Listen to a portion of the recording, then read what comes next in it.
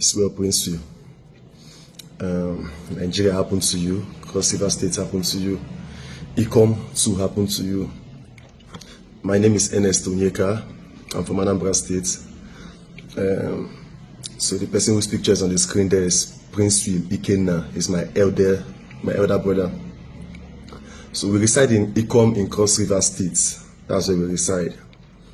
So on the 4th of September 2023, my elder brother went to cut his hair. That was on Saturday.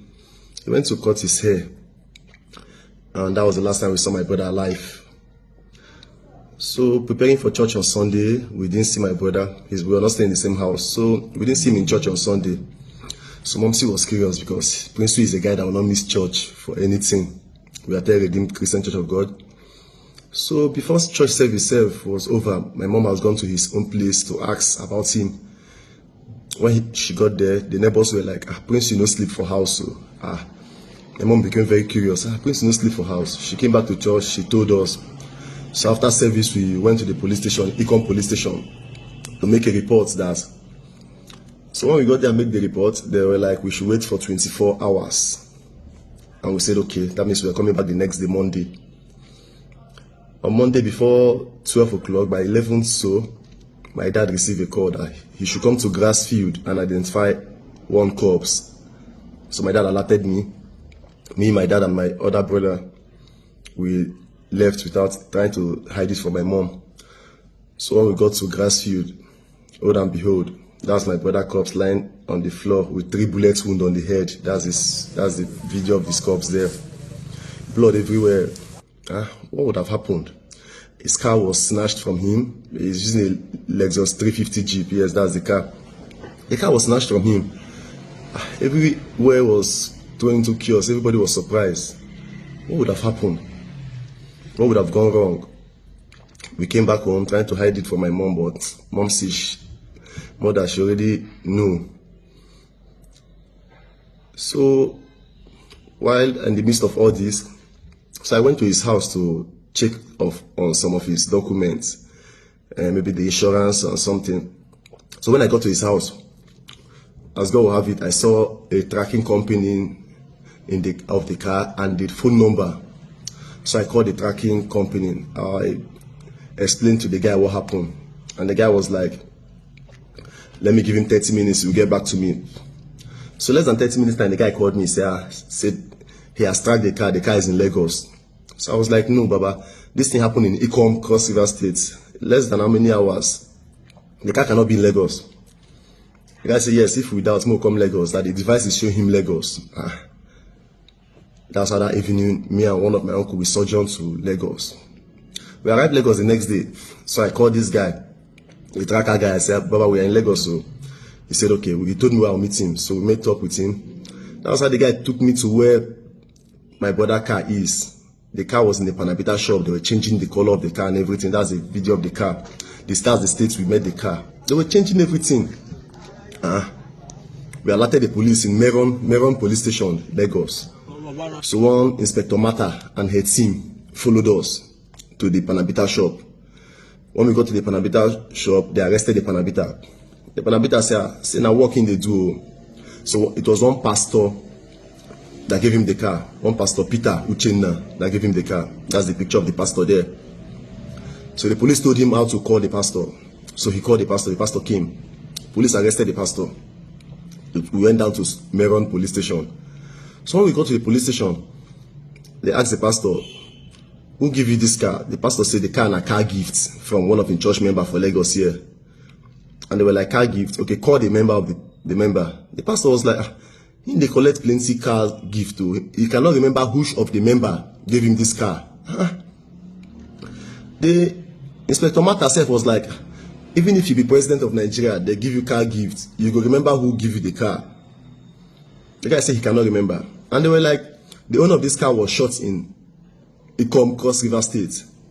This Pastor Peter, which picture is on the screen, said he has not been to Ikom, Cross River State before all his life. They said, okay. They invited the wife. The wife got to the police station. In our present, they were like asking the wife, say, on the 4th of September, where your husband did? the wife was like, my husband go ikom to go preach. Now what my husband tell me? When the two stories did not add up, so my uncle went to Pansi, Lagos. Reported the matter there. The commissioner of police then, Mr. Abiodun, now alerted Meron police that they should bring the matter back to, bring the man to Pansi. So when they brought the man to Pansi, on interrogation, the man now said yes.